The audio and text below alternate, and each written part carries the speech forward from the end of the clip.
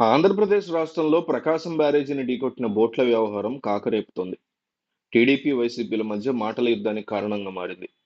ప్రకాశం బ్యారేజీని బోట్లు ఢీకొట్టడం వెనక కుట్రకోణం ఉందని ఆంధ్రప్రదేశ్ మంత్రులు ఆరోపిస్తున్నారు.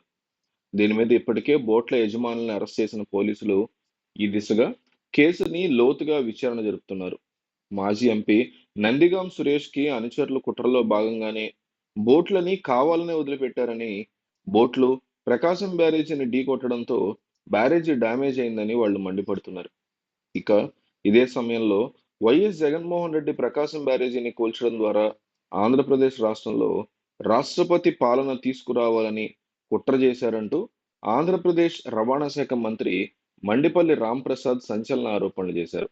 ప్రకాశం బ్యారేజీని కూల్చడం ద్వారా 1,00,000 మందిని చంపి ఆంధ్రప్రదేశ్ రాష్ట్రంలో రాష్ట్రపతి పాలన తీసుకురావాలని మాజీ సీఎం జగన్మోహన్ రెడ్డి, వైసీపీ నేతలు కుట్ర పన్నారని ఆయన ఆరోపించారు.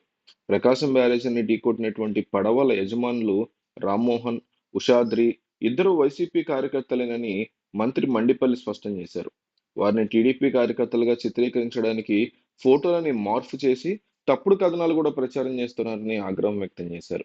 ఈ కేసులో నిందితుల్ని పరామర్శించడానికి జగన్మోహన్ రెడ్డి చూపిస్తున్న శ్రద్ధ బాధితుల్ని ఆదుకునే విషయం మీద చూపించట్లేదని మండిపల్లి రాంప్రసాద్ మండిపడ్డారు.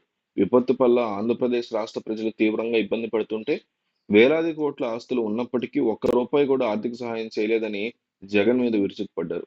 ఇక విలేకరుల సమావేశం పెట్టి సూపర్ సిక్స్ మీద విషం చిమ్ముతున్నారని మండిపల్లి రాంప్రసాద్ జగన్ మీద మండిపడ్డారు.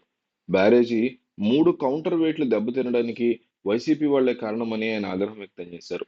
మరోవైపు ప్రకాశం బ్యారేజీ ఘటన మీద అసత్య ప్రచారాలు చేస్తున్నారని, టీడీపీ వర్గీయులు ఫోటో మార్ఫింగ్ చేసి ప్రచారాలతో ఫోటో చేస్తున్నారని పత్రికకి, ఛానల్‌కి చెల్లిందని మంత్రి నిమ్మల రామానాయుడు సీరియస్ అయ్యారు. బ్యారేజీని ఢీకొట్టిన తర్వాత పోలీసులు గుర్తించే వరకు కూడా యజమానులు ముందుకు రాలేదని, దీన్ని బట్టి జగన్ కుట్ర స్పష్టంగా అర్థమవుతోందని నిమ్మల రామానాయుడు పేర్కొన్నారు. ప్రకాశం బ్యారేజీని కూల్చేసి గుంటూరు, కృష్ణా, పశ్చిమ గోదావరికి సంబంధించినటువంటి జిల్లాల్ని కనుమరుగు చేయాలని జగన్మోహన్ రెడ్డి కుట్రతో ప్లాన్ చేశారని వారు మండిపడ్డారు. ఆంధ్రప్రదేశ్ రాష్ట్రంలో ఇదే గనుక జరిగి ఉంటే ఖచ్చితంగా రాష్ట్రపతి పాలన వచ్చి ఉండేదని, దానికోసమే దాదాపు 1,00,000 మందిని చంపడానికి జగన్మోహన్ రెడ్డి సిద్ధమయ్యారని, అందుకు తగ్గట్టుగానే ఈ బ్యారేజ్ సంబంధించినటువంటి గేట్లన్నీ విరగ్గొట్టేసేలాగా ఈ బోట్లని పంపించారు వీళ్ళే ప్లాన్డ్‌గా అంటూ టీడీపీ తీవ్రమైనటువంటి ఆరోపణలు చేస్తోంది.